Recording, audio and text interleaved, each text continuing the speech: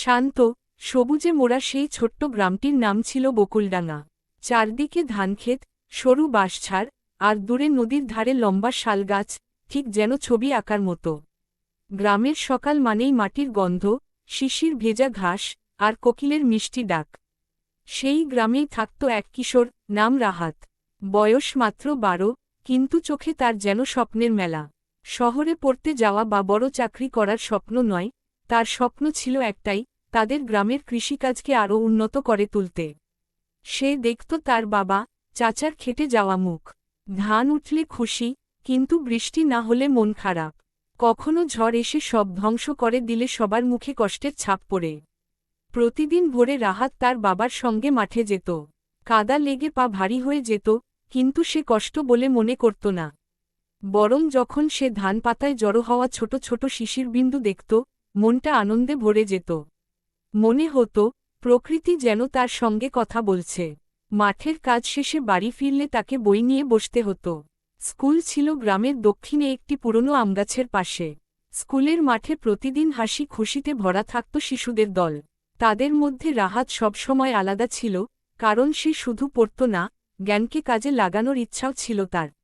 একদিন স্কুলে শিক্ষক বললেন, যদি আমরা আধুনিক কৃষির জ্ঞান ব্যবহার করি, তাহলে কম পরিশ্রমে ভালো ফল পাওয়া যায়। ওই কথাটা রাহাতের মাথায় ঘুরতে লাগল।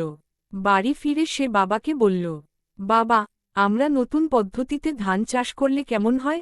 বাবা হেসে বললেন, তুই তো খুব বুদ্ধিমান হচ্ছিস, কিন্তু এসব করতে টাকা লাগে, ঝুঁকিও আছে। রাহাত থামলে না। রাতে লণ্ঠনের আলোয় সে বই আর পুরনো সংবাদপত্র খুঁজতে লাগল।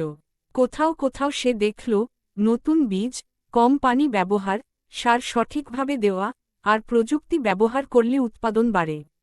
পরদিন সে প্রধান শিক্ষককে জানাল। শিক্ষক আনন্দিত হয়ে বলেন, চেষ্টা করলে সবই সম্ভব। তারপর শুরু হলো রাহাতের প্রকৃত পরীক্ষা। গ্রামের কিছু মানুষ হাসাহাসি করল, ওই ছেলেটা নাকি নতুন করে ধান লাগাবে, আগে দেখে নিতে পারি। কিন্তু রাহাত থেমে গেল না। কিছু জমিতে সে পরীক্ষামূলকভাবে আধুনিক পদ্ধতিতে চাষ শুরু করল। বাবা তাকে সাহায্য করলেন, আর শিক্ষক দিলেন জ্ঞান। দিন কেটে গেল, চারা বড় হল, ধানের শীষ এল, আর যখন ফসল কাটা হল, সবাই অবাক। দেখা গেল, রাহাতের ধানের গুচ্ছ অন্যদের তুলনায় অনেক বড় এবং বেশি। যারা আগে সন্দেহ করেছিল, তারা এসে বলল, বাহ রে রাহাত, তুই তো গ্রামকে নতুন পথ দেখালি। রাহাত শুধু মুচকি হাসল। পরের বছর পুরো গ্রাম তার দেখানো পথে চাষ শুরু করল। উৎপাদন বেড়ে গেল, গ্রাম সমৃদ্ধ হল। ধীরে ধীরে বকুলডাঙ্গা শুধু একটি গ্রাম নয়, হয়ে উঠল আশেপাশের মানুষের অনুপ্রেরণা। গ্রামের পথে এখন কাদা থাকলেও মন ভরে যায় কৃষকের হাসিতে। সন্ধ্যায় নদীর ধারে দাঁড়িয়ে রাহাত দেখে গ্রামের আলো, মানুষের স্বপ্ন, আর তার নিজের ছোট্ট বিজয়। রাহাত ভাবল, জ্ঞান যদি কাজে না লাগে, তবে তার মূল্য নেই। আর মাটিকে ভালোবাসলে, মাটিও তার সন্তানকে ফল দিয়ে ভালোবাসে। এভাবে বকুলডাঙ্গা গ্রাম নতুন রূপে সাজল। প্রকৃতি, মানুষ, পরিশ্রম আর ভালোবাসার মিলনে।